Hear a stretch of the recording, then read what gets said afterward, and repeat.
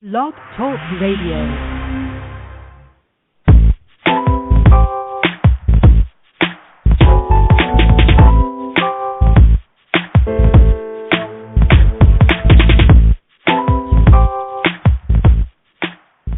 Welcome. You're listening to Perfectly Healthy and Toned Radio with your host, Darren Fatman McDuffie. And now, prepare to get fat. Hey, what's cracking? And welcome back to another episode of Perfectly Healthy and Toned Radio, brought to you by I'mTheFatMan.com. And I'm your host, Darren Fatman McDuffie. So, thank you for joining today. We're going to have Shawn Stevenson on, and I think I spelled Shawn's last name wrong. It's actually with the B, and I put a PH. I don't know. I think I might have been in a basketball mode there because I know that there's a basketball player that has the last name Stevenson, but he spells it with a PH. So, mistake there on my part. If you have not connected with me, please connect with me on Facebook. My Facebook handle is facebook.com/FatmanRadio. You can go in there and join the fan page. You get the latest updates on the show. If you are on Twitter, connect with me on Twitter. My Twitter handle is @thefat_man, and fat is spelled P-H-A-T. If you've been listening to the show, you would know that. But in case you haven't, fat is spelled with P-H-A-T, so it's @thefat_man. I'm actually on Pinterest. I don't use that much, but if you can find me on Pinterest, I don't know my Pinterest handle. But you can look for me on there. I'm sure there's a way to search for me, and then you can find me on Pinterest. So tonight, good show for you tonight. I'm already going to call this one. We have Shawn Stevenson on the show. He's going to be talking about his new book, Sleep Smarter, Proven Tips to Sleep Your Way to a Better Body, Better Health, and Bigger Success. So we'll be talking once again about sleep. And Shawn should have some really good tips for you in regards to sleep and how you can get better sleep. So we'll go ahead and bring Shawn on the show here. What's cracking, Shawn? Welcome to Fat Man Radio. How you doing, man? You there, Shawn?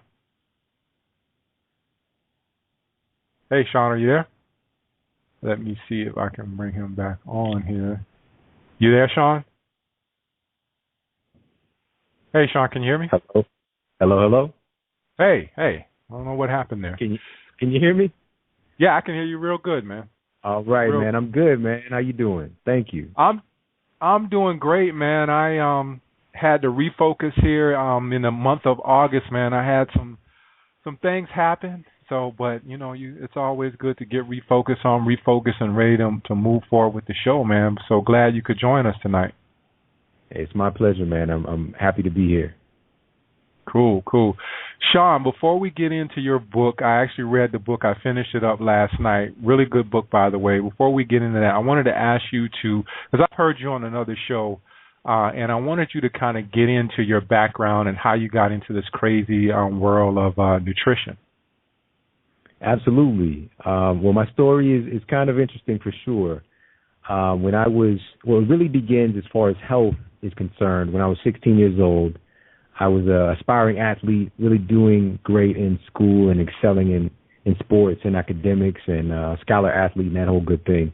And I was doing a time trial in track, and I was doing a 200-meter sprint, and I broke my hip.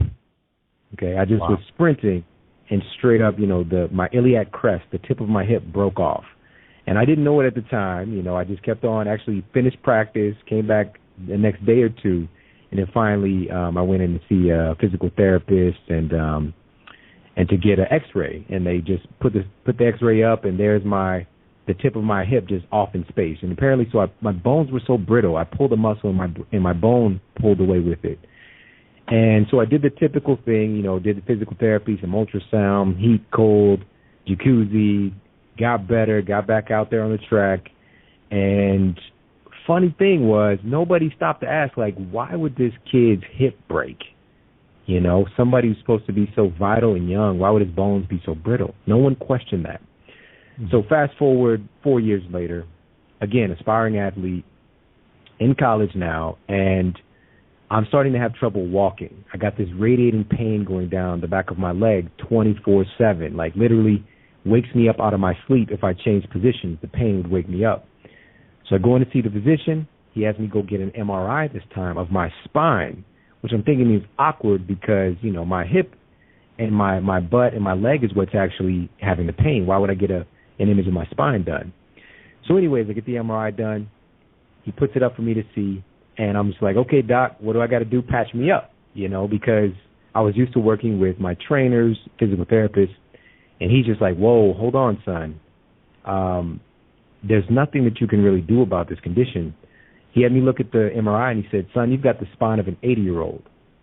And in my brain at the time, it didn't register. I'm 20 years old. How can I have the spine of an 80-year-old? What does that mean? And I said, okay, so what do we need to do to fix this? And Darren, to this day, I don't know what my fairy godmother or spirit talked through me or something, but I asked this question. I don't know why, because I had no idea that it meant anything at the time. And I asked him, does this have anything to do with what I'm eating? Should I change the way that I'm eating? Should I exercise differently? And he looked at me like I was from another planet. And he said, this has nothing to do with what you're eating, son. This is just a condition that you're going to have to live with. You have degenerative disc disease, and you're going to just have to manage this. You're going to have to wear a back brace. We'll get you a back brace. We'll get you some medication. You're just going to have to live with this.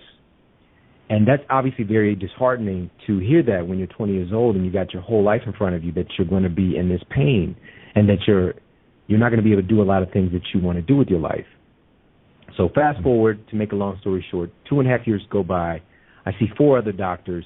They all tell me the same thing.